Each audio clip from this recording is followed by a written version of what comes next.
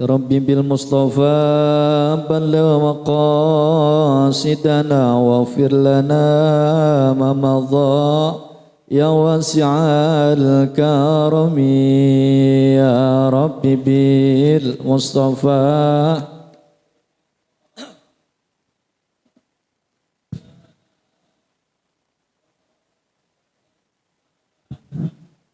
لم يحتلم قط طه مطلقا أبدا ومتى ساء له في مدى الزمن يا ربي واغفر لنا ما مضى منه الدواب فلم تحرق وما وقعت ذبابة أبدا في جسمه الحسن يا ربي بالمصطفى لنا ما مضى وقلبه لم ينم والعين قد نعست ولا يرى زله في الشمس ذو فطن يا ربي بالمصطفى واغفر لنا ما مضى هذه الخصائص فاحفظها تكون أمينا من شر نار وسرك ومن المحن يا ربي وبلغ وقاصدنا واغفر لنا ما مضى اللهم صل وسلم وبارك على اللهم صل على النور الأنوار والسر الأسرار والترياق الأنكر ومفتاح باب اليسار سيدنا محمد المختار وآله الأطهر وصحبه الأخيار عدد نعم الله وفضال ربي زدني علما وارزقني وألحقني بالصالحين ربي زدني وارزقني فحما وألحقني بالصالحين ربي زدني وارزقني فحما وألحقني بالصالحين برحمتك يا أرحم الراحمين. إلى حضرة نبي محمد صلى الله عليه وسلم أزواجه وذريته وأهل بكرام سماجهم خدم الله محمد وتبين والعلماء وجبل الملائكة المقربين خصوصا أشهد محمد صلى الله إلى أرواحي وياك هجم ربنا بنا سنا وياك هجر البكاس بجازري محمد رب الله وياك ملك نبي جماعة وياك بريتوش الشافي أبو الهزامي وسلم وفرهم ثم إلى أرواحي أبو ياك هجر رحمة بنا إيديك جام بسم الله ربنا مشوار ثم إلى أرواحي كجهمان ما بقول هذا أمر مهم بفتح هجر Keji Muhammad Taufir Keji Rambas wa ila ruhi ususan Keji Muhammad Sani bin Haji Jisan wa usulim wa furhim wa ila ruhi usulim musanib hadzal kitab Syekh Salim bin Subal al-Hadrami wa ila jamil muslimin wal muslimat wal mu'minina wal mu'minat wa nakhusuh khususan ila abaina wa ummahatina wa jadatina wa jadatina wa khalina wa khalatina anna Allah yataghashahum birrahmah wal maghfirah wa yanfa'una bi asrarihim wa anwarihim wa ulumihim wa nafahati fid dini wa dunya wal akhirah. Al-Fatihah. A'udzu billahi minasyaitonir rajim. Bismillahirrahmanirrahim. Alhamdulillahi rabbil alamin arrahmanir rahim. Iyyaka na'budu wa iyyaka nasta'in ihdinas siratal mustaqim siratal ladzina an'amta 'alaihim Waladhdallin amin. Assalamualaikum warahmatullahi wabarakatuh.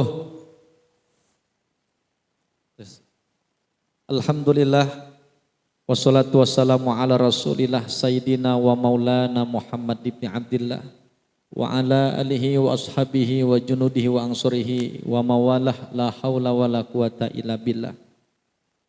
Yang mulia yang sama-sama kita hormati, terkhusus guru-guru kita, orang tua kita, yang mulia Al-Mukarram Ayahanda Ustaz Haji Ali Mukarram Al-Ustaz Haji Abdul Mauti, Ustaz Syamsuddin, Ustaz Syaharuddin, Ustaz Naimin Saifuddin, Ustaz Taufik, Ustaz Aldi, Ustaz Tawi, Ustaz Muhammad Soleh, Ustaz Junaidi, Ustaz Hadi dan juga segenap para asatidz lainnya, teriring doa mudah-mudahan guru kita semuanya senantiasa Allah berikan kesehatan, panjang umur, dan juga semuanya senantiasa selalu dalam lindungan Allah Subhanahu wa taala. Yang mulia Ya Handa Ustadz Haji Nakim, Bapak Haji Arsoyo, Sredi dan juga yang lainnya. Mudah-mudahan segenap seluruh jamaah yang hadir pada malam hari ini, pada malam Rebo ini, mudah-mudahan kedatangan kita di tempat ini sebagai nilai istiqomah kita di hadapan Allah, sehingga nanti nilainya besar, pahala di sisi Allah Subhanahu wa taala. Amin ya rabbal alamin. Kita kembali dengan kajian kita setiap malam Rebo, oleh dibimbing oleh guru-guru kita. Kita buka kembali dengan kitab Safinah. Kita baca bareng-bareng Pak ya. Mudah-mudahan ilmu yang kita pelajari menjadi ilmu yang manfaat buat kita semuanya. Bismillahirrahmanirrahim. Qala mu'allifur rahimahullahu wa nafa'ana bihi wa bi ulumihi fid dharaini amin. Bismillahirrahmanirrahim. Faslun al-ma'u qalilun wa kasirun. Al-qalilu maduna kullataini wal kasiru kullatani fa aksara. Al-qalilu yatanajjasu biwuqu'in najasati wa illam yataghayyar wal ma'u al-kathiru la yatanajjasu illa iza taghayyara ta'muhu aw launuhu aw rihuhu. Wallahu a'lam bishawab. Ini sengaja saya buka bab air, mungkin sudah sama-sama kita kaji dengan guru-guru kita yang lain. Namanya manusia, malum Pak, kadang-kadang hari ini belajar, besok udah lupa ya Pak ya. Mudah-mudahan dengan semakin kita mengulang-ulang ilmu yang kita pelajari, semakin matang ilmu yang kita dapat. Bismillahirrahmanirrahim. Faslun al-ma'u qalilun wa kasirun. Berbicara masalah air. Kata pengarang kitab Safinatun Najah ini, Syekh Salim bin Sumer Al-Hadrami, bahwa air itu ada dua, ada air yang sedikit dan air yang banyak. Adapun air yang sedikit itu, al-qalilu maduna kullataini. Adapun yang disebut air yang sedikit itu adalah air yang tidak sampai dua kula. Wal kasiru, dan adapun air yang banyak itu kullatani, air yang sampai dua kula atau bahkan lebih daripada dua kula. Al-qalilu, adapun air yang sedikit, yatanajjasu, akan menjadi najis, biwuqu'in najasati, dengan kejatuhannya najis, wa illam yataghayyar, sekalipun itu tidak berubah. Ini depan saya ada air Pak. Ini air banyak apa air dikit Pak? Ini air suci apa enggak? Suci apa enggak? Suci. Al-qalilu yatanajjasu, air yang sedikit dia akan menjadi najis dengan kejatuhan najis, wa illam yataghayyar, meskipun air itu tidak berubah. Yang saya pegang air sedikit, tiba-tiba kemasukan kotoran, kemasukan najis, tapi warnanya enggak berubah, rasanya enggak berubah, baunya enggak berubah. Kira-kira jadi najis apa enggak? Najis apa enggak? Najis. Air yang sedikit kemasukan najis, dia meskipun tidak berubah, dari bentuknya, warnanya, rasanya, baunya masih sama, meskipun tidak berubah tetap akan jadi najis. Kenapa jadi najis? Karena airnya sedikit. Beda dengan air yang banyak. Wal kasiru, dan adapun air yang banyak, wal ma'ul kasir, dan adapun air yang banyak, la yatanajjasu, tidak akan menjadi najis illa idza taghayyara ta'muhu aw launuhu aw rihuhu. Air yang banyak bisa kita katakan air itu menjadi najis kalau dia berubah. Berubah rasanya, berubah baunya, berubah juga warnanya. Air kita di kolam yang Bapak punya itu anggaplah kolamnya lebih dari 2 kula. Kemasukan bangkai ayam atau kemasukan bangkai tikus. Ternyata begitu kemasukan bangkai tikus, Bapak ambil airnya nggak berubah, warnanya nggak berubah. Warnanya nggak berubah, rasanya juga sama, dan juga baunya juga nggak bau. Kira-kira tuh air jadi najis apa enggak? Jadi najis apa enggak? Enggak. Syaratnya berubah. Kalau air yang sampai 2 kula bahkan lebih, kalau dia tidak berubah kejatuhan najis maka tidak akan najis. Tapi kalau 2 kula dia berubah, jangankan 3-tiganya, 1 aja, baik warnanya ataupun rasanya, baunya, maka itu air menjadi najis. Begitu, gampangnya begitu Pak.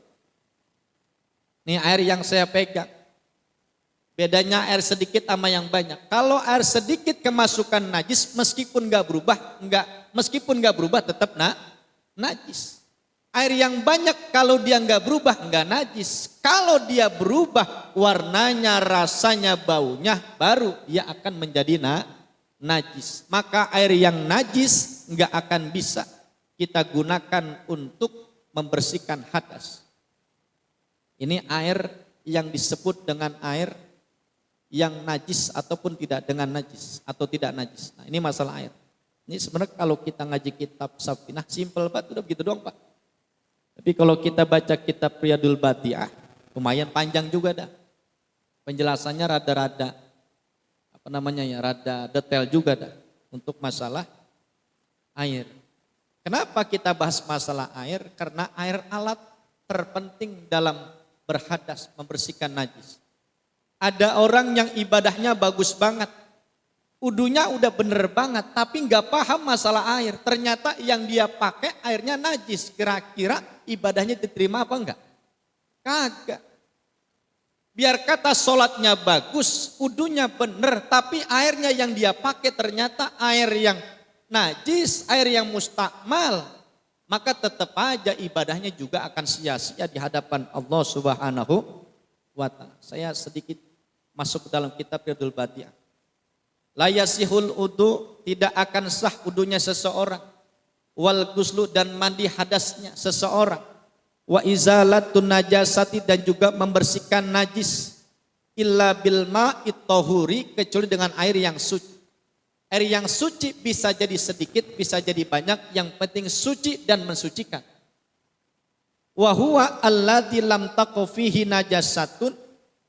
Ya, yang dimaksud, yang disebut dengan air yang suci adalah air yang tidak terdapat dalam air itu najis, wala syai'un, dan juga tidak sesuatu, tahirun, yang suci, yazubu, yang mencair, walam yakun qalilan mustakmalan.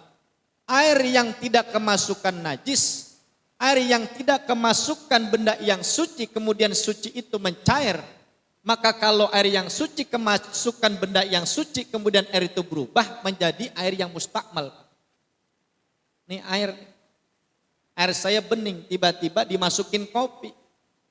Itu air yang tadinya suci, kira-kira air yang bening ini begini Pak, nih, dimasukin kopi atau teh, kira-kira suci apa enggak? Suci apa enggak Pak? Suci. Tapi sucinya air yang dimasukkan dengan kopi atau teh, kira-kira boleh enggak buat wudhu? Enggak. Tahirun, suci tapi tidak mensucikan. Contohnya apalagi? Kal asali, seperti air yang kemasukan madu, air yang kemasukan minyak-minyak wangi atau minyak-minyak yang lain, air yang kemasukan dengan bumbu sayur asem, air yang kemasukan dengan bumbu apalagi itu ya, sop. Suci, boleh kita makan, boleh kita minum, tapi nggak boleh buat bersuci. Kalau air yang mustakmal nggak boleh kita buat bersuci, apalagi air yang najis, kan begitu. Ya, Nah ini air, masalah air.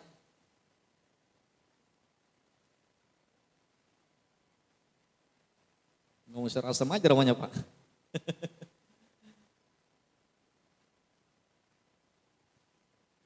Ini masalah air. Jadi langsung kita masuk lagi ke dalam bab kitab Riyadul Bati'ah. Saya terus ini Pak ya. Wal musta'malu, dan adapun air yang disebut air musta'mal, huwa alladzi rufi'a bihi hadasun au uzilat bihi najasatun. Yang dimaksud, yang disebut dengan air musta'mal adalah air yang telah dipakai untuk membersihkan hadas. Contohnya saya habis uduk. Begitu air saya ambil dengan tangan saya basuh muka saya tadangin tuh air yang ngalir dari muka, itu namanya air musta'mal. Kalau air yang di dalam ember, meskipun saya ambil kena tangan saya nggak akan jadi musta'mal. Tapi air yang saya basuh ke muka saya, kemudian saya tadangin dengan tangan saya, kan ada tuh. Kalau saya tadangin kemudian menjadi banyak, meskipun banyak karena setelah digunakan untuk berhadas, maka itu air menjadi air musta'mal. Ya Pak ya. Jadi air yang telah dipakai dengan berhadas, au uzilat bihi najasatun, atau air yang telah digunakan untuk membersihkan najis. Wa idza waqa'a fihi najasatun, dan apabila air itu kemasukan najis, wa taghayyara biha ta'muhu aw launuhu aw raihatuhu, dan kemudian berubah rasanya, warnanya dan baunya, walau taghayyuran yasiran tanajjasa, walaupun perubahannya itu sedikit, maka tetap air itu menjadi najis. Air yang saya pegang ini anggaplah air yang sampai 2 kula. Kemasukan najis, walaupun najisnya hanya sedikit, tidak najis yang banyak, perubahannya pun tidak banyak, hanya sedikit, maka jadi najis. Tanajjasa, maka menjadi najis walau qadrul bahra, sekalipun air itu lebih dari 2 kula. Banyak sekalipun, kalau kemasukan najis kemudian dia berubah, maka air itu tetap menjadi najis. Nah, ini masalah air Pak. Jadi antara air najis dengan air yang mustakmal dan juga air yang suci, air yang sedikit, air yang banyak, begitu. Kira-kira begitu penjelasannya. Jadi masalah air yang sedikit maupun yang banyak, kalau dia suci, kalau dia tidak kemasukan, kalau air yang sedikit, hikmah atau istimbat dari apa yang sudah kita pelajari pada malam hari ini, air yang sedikit kalau kemasukan najis meskipun tidak berubah tetap menjadi najis. Yang banyak kalau air itu tidak berubah rasanya, baunya dan juga rasanya, maka tidak akan menjadi najis. Kalau dia berubah, perubahannya biar kata sedikit tetap menjadi najis. Nah ini air yang sedikit, air yang banyak bisa menjadi najis, bisa menjadi mustakmal. Kira-kira begitu ya Pak ya. Kalau air yang sedikit ataupun banyak, kemasukan benda yang suci, maka dia berubah warnanya. Dan juga berubah tuh dari bentuk rasanya, warnanya. Kalau kemasukan benda yang suci tidak najis tapi menjadi mustakmal. Contoh dalam kolom kemasukan sabun yang Bapak pakai buat mandi, berubah tuh airnya, rasanya. Begitu dicium bau sabun, atau berubah rada-rada butek, dicium airnya bau sabun. Makanya orang nyuci itu yang bener Pak. Nih kita kalau lagi nyuci Pak ya, nyuci pakai mesin cuci tuh. Nyuci pakai mesin cuci itu yang bener itu, pertama kalau kita nyuci pakai mesin cuci itu, pertama kan rata-rata ada yang 2 tabung, 1 tabung Pak ya.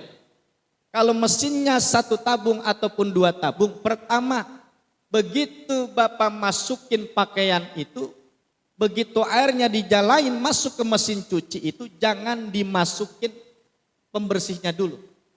Atau jangan dimasukin soklinnya, deterjennya. Kenapa jangan dimasukin dulu? Kalau pakaian Bapak ada najis tuh. Atau pakaian Bapak ya ada najisnya, anggaplah bernajis. Kemudian dimasukkan air yang ada di dalam mesin cuci itu tidak sampai 2 kula, kemasukan dengan dengan deterjen, kemudian air itu berubah menjadi air yang mustakmal.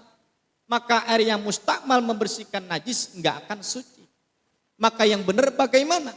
Pertama adalah cukup airnya dulu.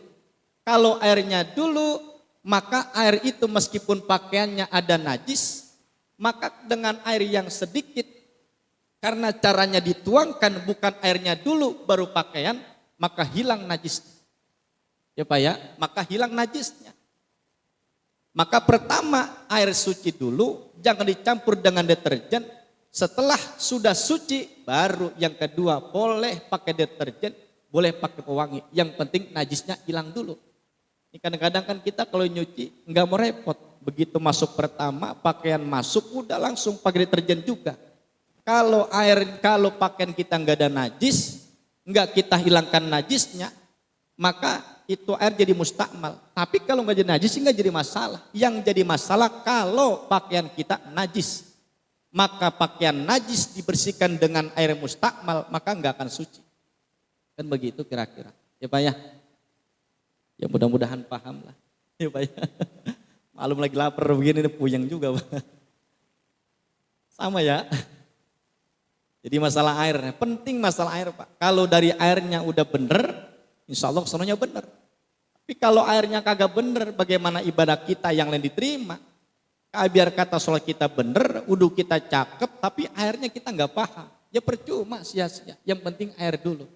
Maka air itu bisa kita katakan najis, bisa kita katakan mustakmal atau air yang sedikit tapi najis. Maka inilah malam ini kita bahas. Mudah-mudahan dengan ilmu yang singkat kita dapat memahami ilmu-ilmu terkhusus ilmu fikih sehingga dalam kualitas ibadah kita lagi dapat terjaga untuk kesucian kita ibadah kita kepada Allah Subhanahu wa taala.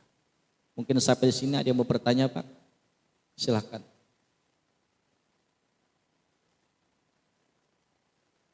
Ayo. Oke, mic.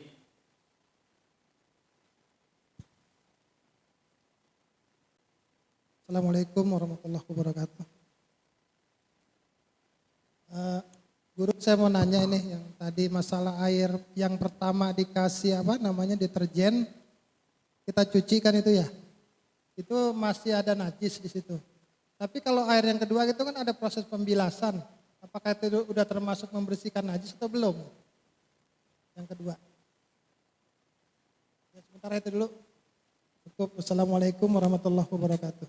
Waalaikumsalam warahmatullahi wabarakatuh. Yang kedua, Ustaz, pertanyaan bab tentang air yang suci dan mensucikan.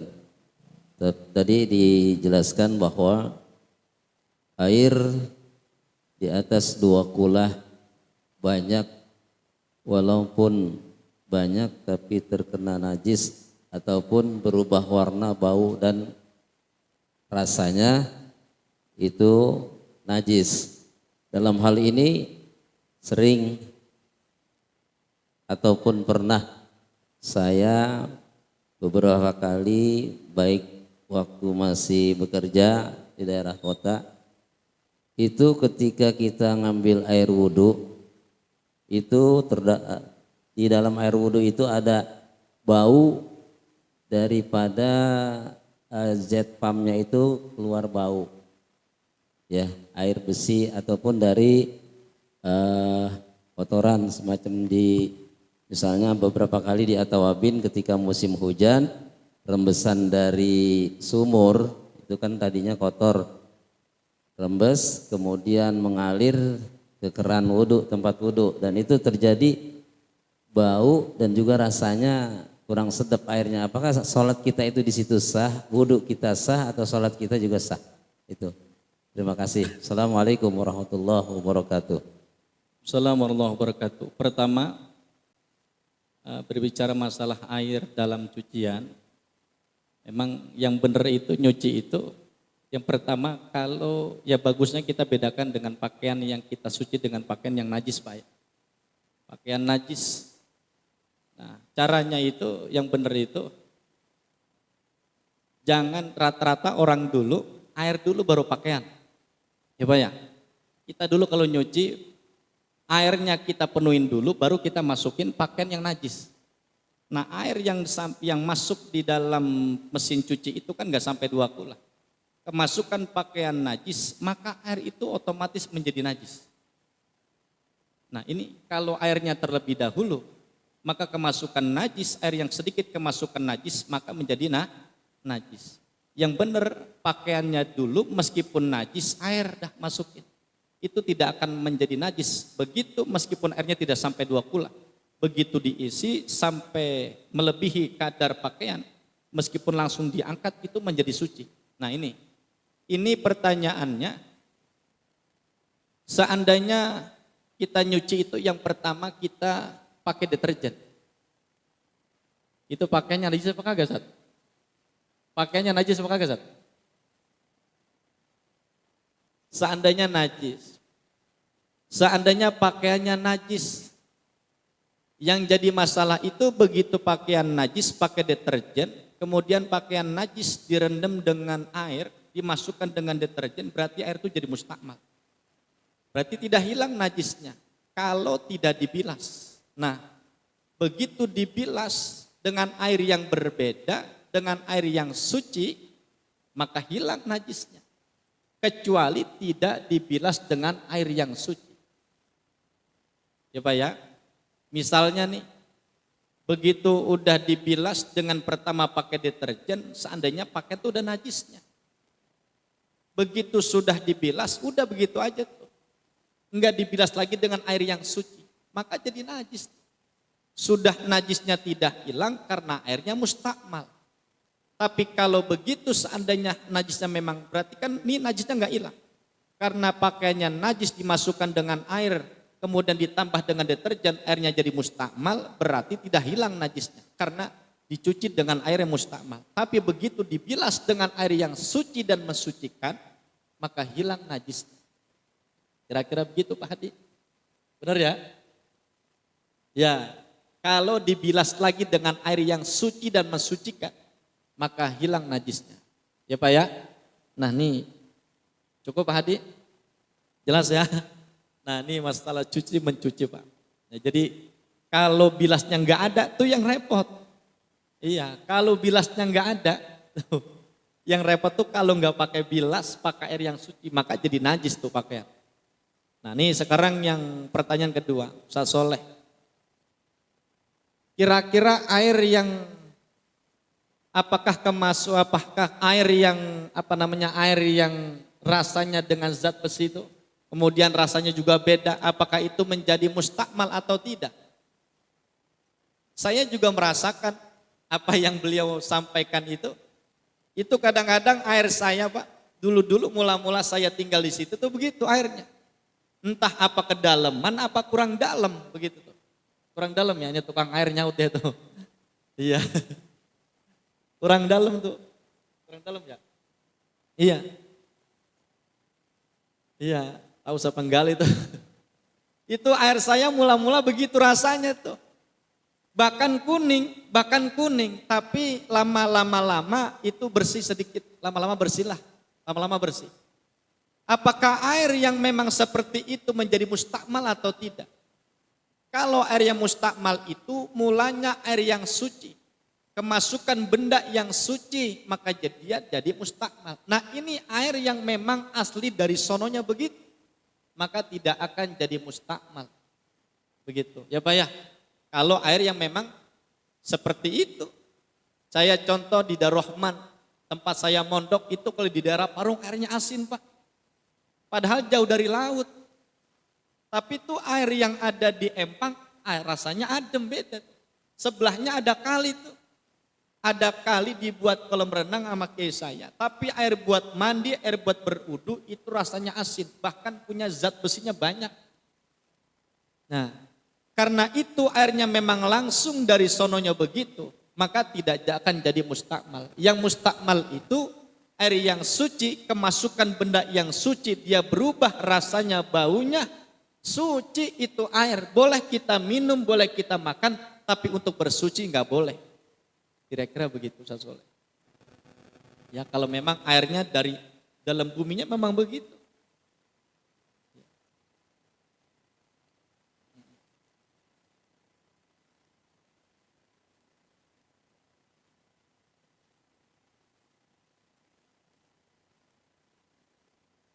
Kalau ada air, ada orang buang sampah, sampahnya masuk ke dalam airnya.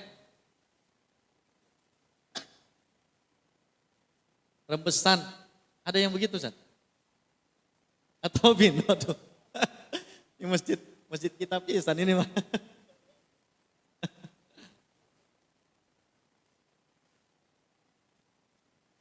Udah ditutup udah. Udah peren berarti udah ya. Udah hilang.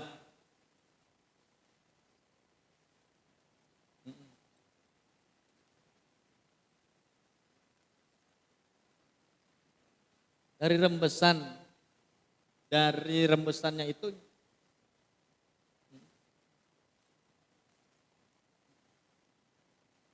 ya.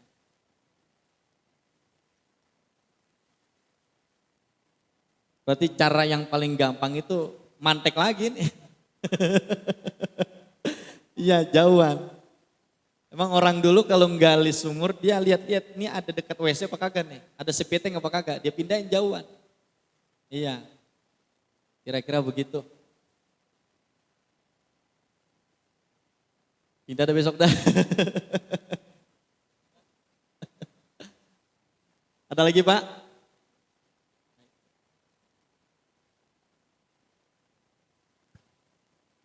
Teriak dah.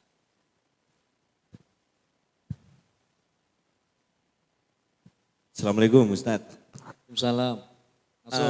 Yang mau ditanya ini gini, tadi kan kesimpulannya bahwa saat wudhu kita aja itu airnya sudah najis, artinya sholat kita itu berimpact bahwa itu enggak diterima lah bahasanya gitu ya, kasarnya gitu ya. Betul.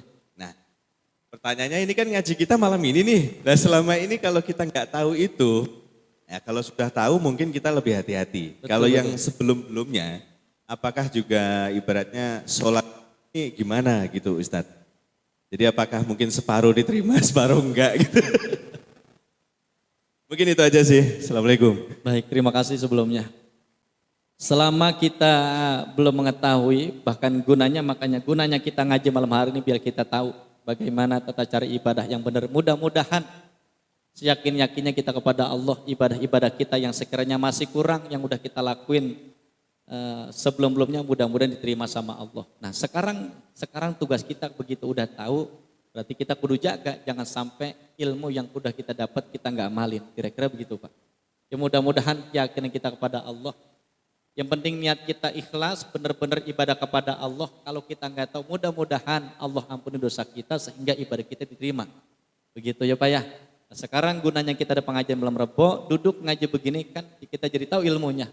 Udah dapat ilmunya tinggal kita amalkan. Insya Allah mudah-mudahan bisa lebih baik lagi dalam urusan ibadah kita kepada Allah.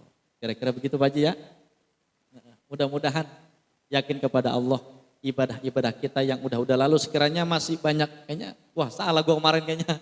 Wah salah nih air yang gue pakai misalnya, atau udunya salah nih. Mudah-mudahan dengan polosnya kita ibadah kepada Allah benar-benar emang karena niat ibadah kepada Allah, karena kita belum tahu, mudah-mudahan ma'fu anhu, dosa kita diampuni sama Allah sehingga ibadah kita diterima oleh Allah Subhanahu wa taala. Kira-kira begitu.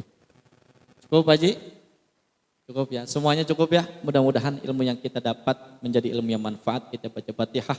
Mudah-mudahan semua yang hadir pada malam hari Allah berikan kita kesehatan, panjang umur, berkah dalam taat ibadah kepada Allah. Terkhusus kita doakan sekjen kita Haji Ahmad Maulana beserta asatidz yang lain yang sedang melaksanakan umroh, biar Allah beri kesehatan, Allah jaga, Allah pelihara. Lihadhihi niyah.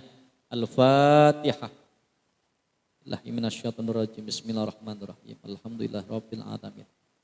Rahmanir-Rahim. Maliki yaumiddin. Iyyaka na'budu wa iyyaka nasta'in. Ihdinas shiratal mustaqim. Shiratal ladzina an'amta 'alaihim ghairil maghdubi 'alaihim waladdallin. Amin. Rabbi fir lana wa liwalidayna. Amin. Sekian terima kasih. Assalamualaikum warahmatullahi wabarakatuh.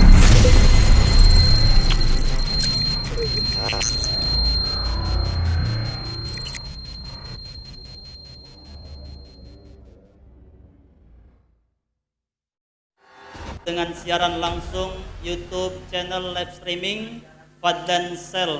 Jadi setelah acara nanti bisa ditonton kembali, dilihat kembali di YouTube channel Fadlan Sel, dan jangan lupa untuk like, komen, subscribe untuk membantu siar dakwah agama Allah Subhanahu wa taala.